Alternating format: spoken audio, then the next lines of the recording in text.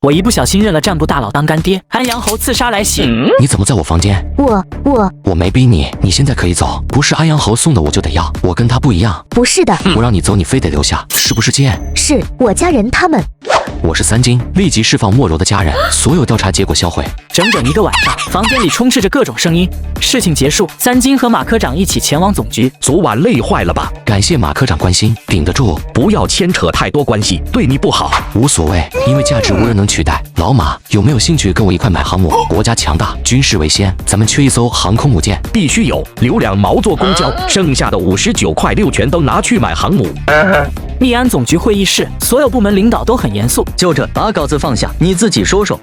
我自己说。没错，我不会说，一说就骂人。那就给我骂。三金深吸了一口气，看向韩刚几人。恕我直言，在座的有一个算一个，全都是傻叉。堂堂密安局竟然能出这种事，在座全都逃不了干系。风气不是一朝一日养成的，人民亮的胆子也不是一口气壮起来的。所谓管中窥豹，可见一斑。我建议对在座的所有领导进行调查，以确保纯洁性。三金直接朝在座的每一位开火。敢公布资产吗？敢公布亲戚的资产吗？敢让人进行履职调查吗？老马，你敢接受调查吗？随时接受调查。韩科长，据我所知，你前后从我这里拿走了1个多亿，这些钱花在哪了？敢不敢接受调查？此言一出，所有的目光全都盯向韩之南。敢，所有花销都有明细，分为后勤补给以及阵亡抚恤，全能查到。什么时候还我？还不起，烂账1本，除了补充经费4000万之外，其余的全部发放了阵亡抚恤。你借我的钱得还。我还不起，大不了以身相许。这个钱我们不知道，全是韩科长个人所为，那就以身相许吧。我能做主。你凭什么做主我？我是他父亲，能做主。成交。我是不是还得拿彩礼？这样我出8888万，作为边安局启动全面调查的专项资金。领导觉得行不行？如果不行的话，在8888前面加个1，也就是1亿8888万。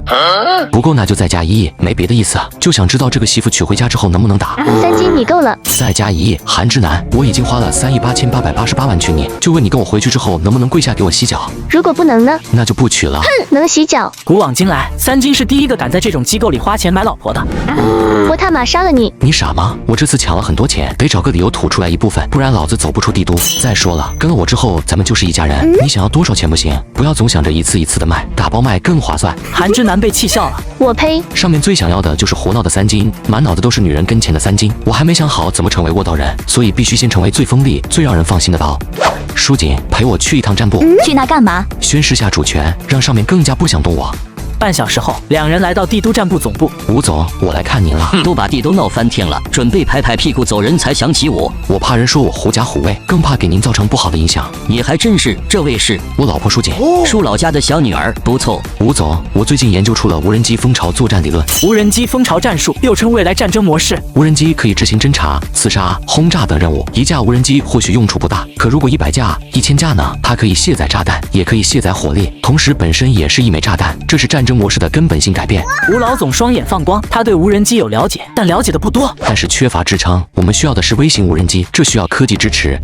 我这里有一份微型无人机的制造图纸，想让您带我前往武器装备部或者航天装备部，让里面的工程师看一眼。跟我走。几人来到航天装备研发部门，接待他们的是总工程师刘院士。这有一份微型无人机的图纸，您看一下。刘院士只是扫了一眼，整个人就立刻激动起来。吴总，这是哪来的图纸？先别管哪来的，是否成立？完全成立。三金，你跟刘院士聊一聊。这是你画的？是的，这里主要还涉及到芯片的问题，因为我的计划是做无人机蜂巢，需要强大的计算能力，涉及的东西很多。以现有的条件，可以做出1架样机。真的？没有图纸做不出来，有图纸就能做出来。如果您能做出10多架的话，我倒还有个想法。无人机的想法，战斗机的想法。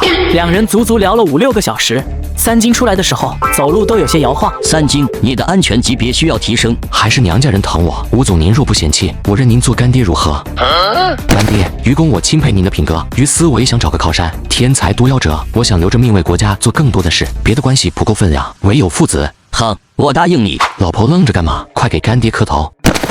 回去的路上，三金显得非常疲惫。做曹贼不够，还做上吕布了。你父亲撑不了多久，老爷子去了之后，你们家必然会受到前所未有的冲击，形势诡谲多变。万一出现问题，你们怎么办？大哥这个人秉承老爷子的意志，不选择站队，可他终究不是老爷子，而你现在是舒家的人。如果真出现最差的情况，你可以找干爹。老公现在没什么能力，很难为你遮风挡雨，这是唯一能做的了。干嘛对我这么好？因为你是我老婆，虽然没有证。那天的回忆究竟是怎么回事？我到底是什么身份？亲生父母究竟涉及到了什么事？事？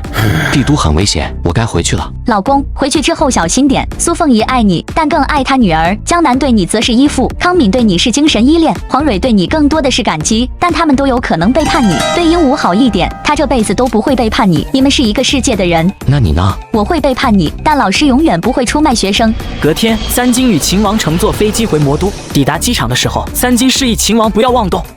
师傅，什么价？狠价，8省大萧。安阳侯吗？没错。这小子脑子有病吧？为什么不逃？这不是枭雄该做的。个人失败，女人惨遭蹂躏，偏偏还走投无路。对于安阳侯来说，为什么不做殊死一搏？别被枭雄蒙蔽了。所谓枭雄，哪一个不是豪赌之徒？师傅，那你怎么知道他一定会来寻仇？我是币安局外勤科副科长，前些天就已经让人盯着8省大萧的动向，权力不用过期作废。做你的敌人简直就是活在噩梦里。您太会算计了，每一步都把安阳侯掐得死死的。知道为什么现在不下飞机了吗？有一个空姐和别人很陌生，而机组成员是固定的。